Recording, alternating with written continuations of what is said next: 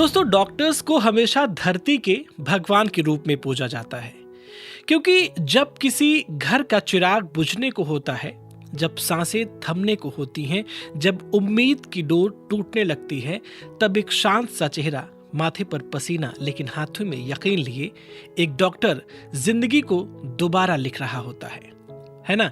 आपने भी कई बार ये महसूस किया होगा। और ये डॉक्टर्स कोई और नहीं होते हैं, ये वही सर्जन्स होते हैं जो सर्जरी के माध्यम से किसी भी व्यक्ति को एक नया जीवन देने का प्रयास करते हैं और बहुत हद तक उसमें कामयाब भी होते हैं। तो इस सर्जन्स वीक में, जो कि 9 जून से 15 जून के बीच में मनाया जा रहा है, इस सर्जन्स वीक को बहुत ही शानदार तरीके से सेलिब्रेट करने के लिए हम बात करेंगे रेडियो KGMU गूंज पर आ रहे कुछ सर्जन्स से, जो सर्जरी के माध्यम से लोगों को नया जीवन देने का काम करते हैं। तो बने रहिए इस वीडियो में, बहुत सारे सर्जन से आपकी मुलाकात होने वाली है और कमेंट बॉक्स में इस वीडियो को देखने के बाद उनको जरूर आप बधाइयां दीजिएगा। 89.6 मेगाहर्ट्ज की फ्रीक्वेंसी पर आप सब लगातार देख रहे हैं कि किस तरह से हम जो सर्जन्स वीक है उसको सेलिब्रेट करने का प्रयास कर रहे हैं। लगातार सर्जन्स से हम बात कर रहे हैं कि क्या कुछ चुनौतियां हैं उनके इस प्रोफेशन में और किस तरह से वो लोगों से उम्मीद रखते हैं कि जो ये सर्जरी का पूरा एक काम होता है, जिसकी वजह से लोगों को स्वास्थ्य प्रदान किया जाता है, उसमें लोगों से क्या उनकी उम्मीदें हैं, ये तमाम चीज़ें हम जानने का प्रयास कर रहे हैं। और अभी इस वीडियो में हमारे साथ जुड़ चुके हैं डॉक्टर आनंद कुमार मिश्रा जी। आप प्रोफेसर एंड हेड हैं एंडोक्राइन सर्जरी डिपार्टमेंट KGMU में। सर, आपका बहुत बहुत स्वागत है रेडियो KGMU गूंज पर। और सबसे पहले तो आपको बहुत ढेर सारी बधाई सर्जन्स वीक की। सभी श्रोताओं को भी मेरी तरफ से अभिवादन स्वीकार हो। जी, thank you so much sir कि आप समय निकाल करके यहाँ पर आए हुए हैं। सर, जैसा कि आज आपका जो टॉपिक है वो है कि लीडिंग पब्लिक अवेयरनेस। जो जागरूकता होती है, जन जागरूकता जिसे हम कहते हैं, वो किसी भी क्षेत्र के लिए सबसे ज़्यादा महत्वपूर्ण होती है कि जिसके लिए आप काम कर रहे हैं उसको उस बारे में कितनी जागरूकता है, कितनी जानकारी है।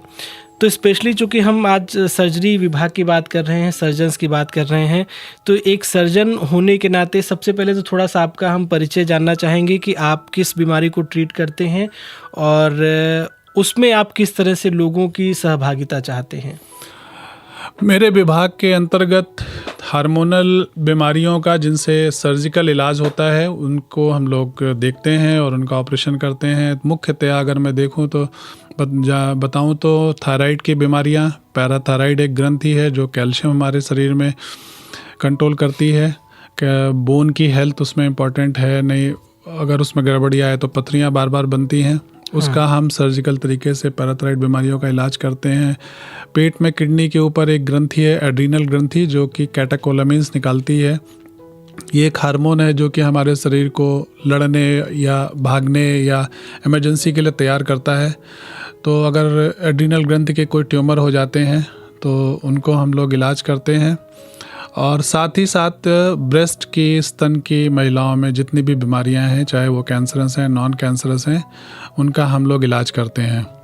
अब इसमें 2 मुख्य बीमारियां हैं। एक थायराइड बहुत मुख्यतः कॉमन बीमारी देखी जाती है, जिसके बारे में लोग के बारे में बहुत भ्रांतियां हैं कि थायराइड किन्हीं में थायराइड कम काम करता है, किसी में थायराइड ज़्यादा काम करता है, उनकी दवाइयाँ कब करें, उनके कब टेस्ट कराए जाएँ। स्तन कैंसर से कैसे बचा जाए, क्योंकि ये महिलाओं में सबसे ज़्यादा होने वाला इस समय का कैंसर है, नंबर 1 कैंसर है, चाहे वो ग्रामीण महिलाएं हों चाहे शहरी महिलाएं हों।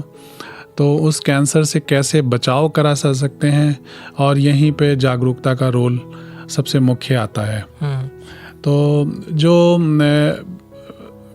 जागरूकता है, जागरूकता मुख्यतः 3 एस्पेक्ट हम लोग कोशिश करते हैं लोगों को जनरल जागरूक करने के लिए। एक तो कि बीमारी के क्या लक्षण हैं, अगर उन लक्षणों से आप किसी सर्जन के पास या क्लिनिशियन के पास जाते हैं तो आप उनको टालें नहीं और उनका इलाज कराएं, उन पे जांच कराएं, उनके लिए चेक ज़रूर कराएं, अपना सलाह ज़रूर लें। पहला स्टेप तो सलाह ही हुआ। और जब आप सलाह लेते हैं किसी क्लिनिशियन के पास जाके, तो वो उन बीमारी को कंफर्म करने के लिए, एक डायग्नोसिस पर पहुंचने के लिए और निदान बनाने के लिए वो कुछ जांचें लिखता है। तो वो जांचें, जो ज़रूरी जांचें हैं जिनसे निदान बनता है, वो जांच कराना बहुत ज़रूरी है। और यदि जब जांच हो जाती है तो इलाज सर्जिकल, कुछ बीमारियों का इलाज सर्जिकल ही है, कुछ का मेडिकल इलाज है, कुछ का सर्जिकल है, कुछ का कॉम्बिनेशन है जी। तो यदि जो भी इलाज है, चाहे मेडिकल इलाज है चाहे सर्जिकल इलाज है, आप वो इलाज टालें नहीं, क्योंकि बीमारी तो अपनी पेस से अपनी नेचुरल हिस्ट्री में धीमे धीमे बढ़ेगी। बिल्कुल सर। इसी कारण बहुत बार। और तीसरी चीज़ है कि इन बीमारियों से कैसे बचा जाए, जिनको ये बीमारी नहीं है तो उनके बीमारियों में कैसे बचा जाए। तो अगर हम देखें तो मुख्यतः 3 स्टेप हैं। पहली चीज़ लक्षण, उन लक्षणों से निदान पे पहुंचना और एविडेंस बेस्ड जांच कराना। आज के समय में जो हमारी मेडिकल साइंस है उसमें हम जांचें जो कराते हैं वो एविडेंस बेस्ड हैं। अब एक मुख्य, जैसे हम सर्जिकल बीमारियों में एक भ्रांति बताएं कि बहुत सी बीमारियां, कहीं भी शरीर में गांठ है या अल्सर है तो उसमें बायोप्सी लेना होता है। तो बायोप्सी, अगर अल्सर है तो टुकड़ा वहीं से निकालना है अल्सर से, और अगर अंदर छुपी हुई गांठ है तो उसको एक निडल से बायोप्सी कराना है। अब बहुत बड़ी भ्रांति है कि अगर स्टील लग जाएगा, लोहा शरीर में जाएगा या निडल जाएगी तो ये बीमारी बढ़ जाएगी और लाइलाज हो जाएगी। तो इस भ्रांति को मिटाना है। यदि आपका क्लिनिशियन या सर्जन या जिसके पास आप गए हैं और वो उसको उचित समझ रहा है कि बायोप्सी की आवश्यकता है तो आपको बायोप्सी उस डॉक्टर के ऊपर विश्वास करके कराना चाहिए। बायोप्सी क्या करता है? बायोप्सी हमें एक मांस का वो टुकड़ा देता है जिससे कि उसमें सेल्स के द्वारा देख के पैथोलॉजिस्ट उसमें निश्चित करता है कि ये कैंसरस बीमारी है, नॉन कैंसरस बीमारी है। कैंसरस है तो किस तरह का कैंसर है, और जब हमें तरह का कैंसर, टाइप ऑफ कैंसर पता लगता है तो उसी के हिसाब से इनमें ऑपरेशन सक्सेसफुल होगा कि कीमोथेरेपी की कॉम्बिनेशन सक्सेसफुल होगा, ये सारी चीज़ निश्चित होती है। बहुत बड़ी एक भ्रांति है, पेट में पथरी है, अब लोग उसका ऑपरेशन नहीं कराते हैं। गॉल ब्लैडर की पथरी है और गंगा बेसिन में आप देखेंगे इधर नॉर्थ इंडिया में खूब होती है, दुनिया में सबसे ज़्यादा यहाँ पे गॉल ब्लैडर कैंसर का सबसे ज़्यादा इंसिडेंस है। अब पथरी, जिनको पथरी है उनमें से 10% लोगों को आगे चल के कैंसर होने की संभावना रहती है, लेकिन किसको होगा ये निश्चित नहीं है। 90% को कैंसर नहीं भी होगा। लेकिन अगर गॉल ब्लैडर कैंसर हो गया तो एक तरह से वो लाइलाज होता है जिस समय वो पता लगता है, क्योंकि वो तुरंत लिवर में पहुंच जाता है, बगल में खाने की ग्रंथ नलियों में यहाँ वहाँ चिपक जाता है, लिम्फ नोड हो गए। लेकिन लोग ऑपरेशन नहीं कराते, भय के मारे या टालते रहते हैं या सोचते हैं कि छोटा है, बीच बीच में अल्ट्रासाउंड करा के देखते रहते हैं कि गांठ बढ़ी, पथरी बढ़ी कि नहीं बढ़ी। तो अब गॉल ब्लैडर में अगर पथरी बनी है तो गॉल ब्लैडर खराब हो गया है, और उसमें चाहे एक पथरी बने, चाहे 20 पथरियां बने, चाहे आधी सेंटीमीटर की पथरी हो, चाहे 4 सेंटीमीटर बड़ी पथरी हो, कुछ उसमें स्थितियां हैं जिनमें कि कैंसर होने की संभावना ज़्यादा हो जाती है। लेकिन गॉल ब्लैडर तो खराब हो गया, बिल्कुल वो अपना काम नहीं कर रहा है, तो काम नहीं कर रहा है तो उस ऑर्गन को निकाल देना है, लेकिन लोग नहीं निकालते। हम स्तन कैंसर का इलाज करते हैं। अब स्तन कैंसर में डायग्नोसिस के लिए बायोप्सी मस्ट है। शुरू में ही गॉल ब्लैडर में बायोप्सी बहुत लेट हम लोग करते हैं, लेकिन इसमें बायोप्सी मस्ट है। उसी के बाद आगे का रास्ता बनता है इलाज का, निदान का, किस टाइप का कैंसर है और इसमें कौन सा इलाज कारगर होगा उस महिला में। लेकिन बहुत बार ये देखते हैं हम लोग कि हमने अगर उसको बायोप्सी समझाया तो वो भाई पर्चा लिखवा के वो गायब हो गई, और 4-6 महीने बाद बीमारी को और एडवांस करके तब वो लौटते हैं, और तब वो अपनी गलती को मानते भी हैं। लेकिन उससे बीमारी तो बढ़ गई, अपने पेस से बढ़ती रही। तो कोई भी लक्षण हो तो उन बीमारियों के विभिन्न लक्षणों के बारे में जनता को जागरूक करना, और जो हमारी जांचें हैं उन जांचों को समय से कराना, और जांचों में कोई पिक एंड चूज नहीं है, कोई मार्केट नहीं है कि आप ये वाली करा लें, हाँ ये वाली करा ली। कभी हुआ कि हम ये वाली जांच करा लें, इसमें हमें डर लगता है, इसमें हमने सलाह ली। सलाह में क्या है कि मैं हमेशा अपने मरीजों को ये बात बोलता हूँ कि जब भी आप कोई चीज़ सलाह लो तो आपको दिमाग में हमेशा होना चाहिए कि क्या ये जो आदमी हमें सलाह दे रहा है वो डॉक्टरी बैकग्राउंड से है, क्या उसको ये बीमारी हुई है, या उसके परिवार में किसी को बीमारी हुई जिसमें वो केयर टेकर के रूप में रहा है। अगर इस कैटेगरी में नहीं है, या वो डॉक्टर है इन कैटेगरी में नहीं है, तो फिर समस्या है। और सलाह में एक और परेशानी है, जैसे आपने किसी स्पेशलिस्ट से सलाह ली और उसके बाद आप एक जनरल डॉक्टर के पास पहुंच गए, तो दोनों की सलाह में लेवल में बहुत अंतर रहेगा, बिल्कुल, और फिर वहाँ पे कन्फ्यूजन फैलेगा। तो आप सलाह लेना सेकंड ओपिनियन, थर्ड ओपिनियन मैं हमेशा प्रेफर करता हूँ और मरीजों को, क्योंकि अगर आप opinion, second opinion, third opinion बराबर के लोग से लोगे तो चूंकि ये तो साइंस है तो सलाह तो एक ही तरह की मिलेगी, तो आपको उसको फॉलो करने में बहुत आपको अच्छा लगेगा कि नहीं नहीं मेरा इलाज सही हो रहा है, मुझे सही सलाह मिली। लेकिन यदि स्पेशलिस्ट से आपने सलाह ली और आप जर्नलिस्ट के पास पहुंच गए तो फिर मरीज के दिमाग में कन्फ्यूजन आएगा और फिर वहाँ पे फिर बीमारी तो अपनी बढ़ रही है। और तीसरा एस्पेक्ट, जैसे हम लोग बचाव के लिए बहुत सी बीमारियां हैं जिनके बचाव के बारे में बात करते हैं, उसमें से मुख्यतया कैंसर्स ही हैं जिनके सर्जिकल, अधिकतर कैंसर्स का इलाज सर्जरी के द्वारा होता है, जिसमें से मैं अभी स्तन कैंसर की बात कर रहा था आपसे, तो उसमें बचाव की हम बात करते हैं। तो इन तीनों एस्पेक्ट पे हम लोग अवेयरनेस, हम सर्जन्स लोग करते हैं। और अवेयरनेस में बहुत इम्पॉर्टेंट चीज़ है कि जो भी सवाल उठें उन सवालों के जवाब, जो मिथ्स हैं, हम उनको जब भी अवेयरनेस करें तो जो भी भ्रांतियां हैं उन भ्रांतियों को हम एड्रेस करें, इलाज के बारे में समझाएं, जिससे कि जब वो इलाज कभी लेने जाएं तो उनके दिमाग में चीज़ फॉर्म रहे कि इलाज मैंने सुना था और इस तरह का इलाज यही इलाज है। और इलाज के बाद बचाव के क्या तरीके हैं, परिवार में किसी और को कभी कोई चीज़ हो तो वो उससे बच सकें या पहले सलाह ले लें। बिल्कुल। यानी एक छोटे स्तर पर अगर हम देखें सर, जैसा कि आपने कहा कि जो व्यक्ति है अगर वो छोटी छोटी जानकारियों को इकट्ठा करता है, जैसे वो किसी भी सिम्टम्स की आपने बात की, कोई उसको ऐसी चीज़ अपने शरीर में नज़र आ रहा है या कुछ ऐसा दिख रहा है जो हमेशा नहीं रहा है, कुछ अचानक बदलाव हो रहे हैं, तो सबसे पहले तो वो लक्षण को पहचाने, फिर योग्य चिकित्सक के पास पहुँचे और उसके बाद जो उसकी तरफ से सलाह मशवरा दिया जा रहा है, जांच के लिए कहा जा रहा है, उसे वो कराएं और इलाज को पूरा कराएं।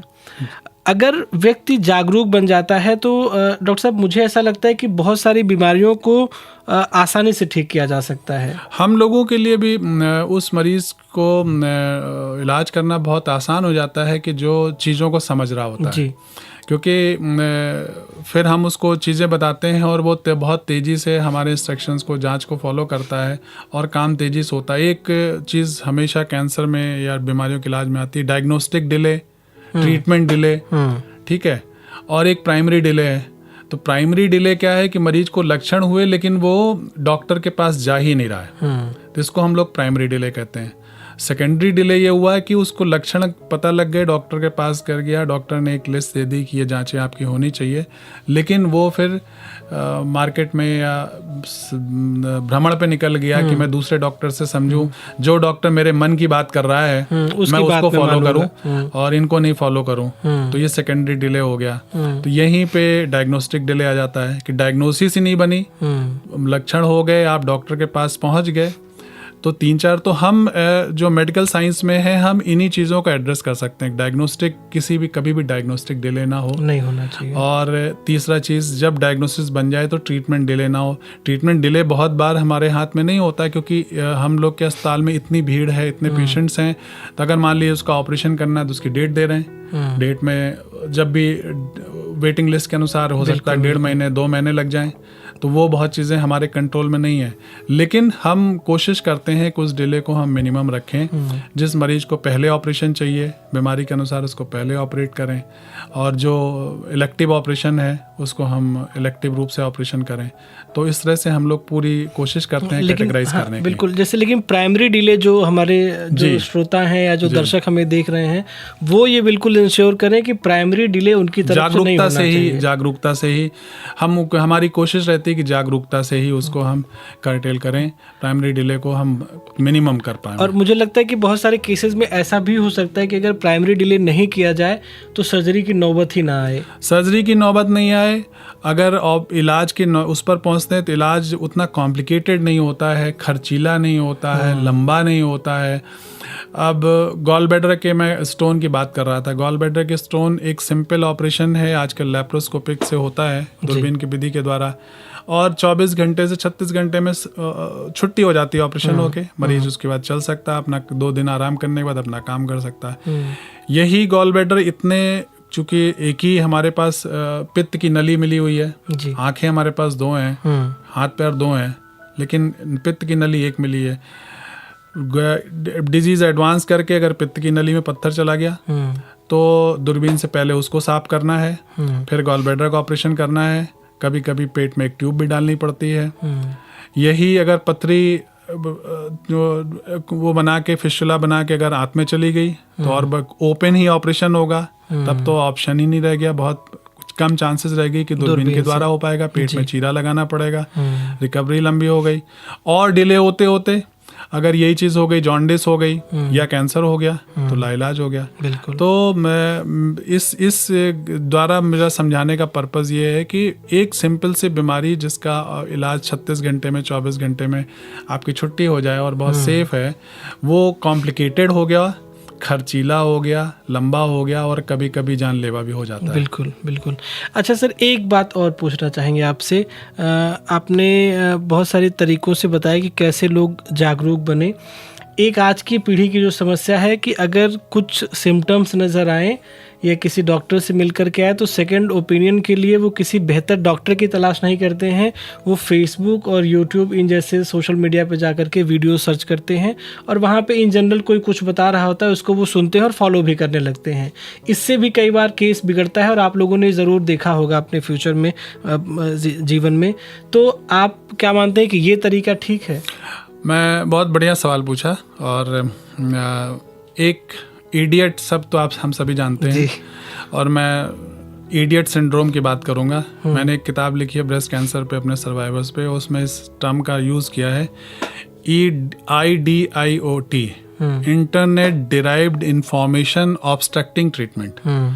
तो जो नेट से डिराइव्ड इंफॉर्मेशन है और ट्रीटमेंट को वो डिले कर रही है जी। 2-3 स्टडीज़ हैं जिनमें ये चीज़ पूरी निश्चित है, उन्होंने पेशेंट्स पे किया है। और जो आपने सवाल उठाया कि क्या ट्रीटमेंट में हेल्प कर रहा है नहीं कर रहा, 30% पेशेंट्स जो इन्फॉर्मेशन है इंटरनेट पे वो फेक है, गलत है। अब ये कैसे निश्चित हो कि ये जो इन्फॉर्मेशन है ये सही सोर्स से है जो आप पढ़ रहे हैं या गलत सोर्स से है?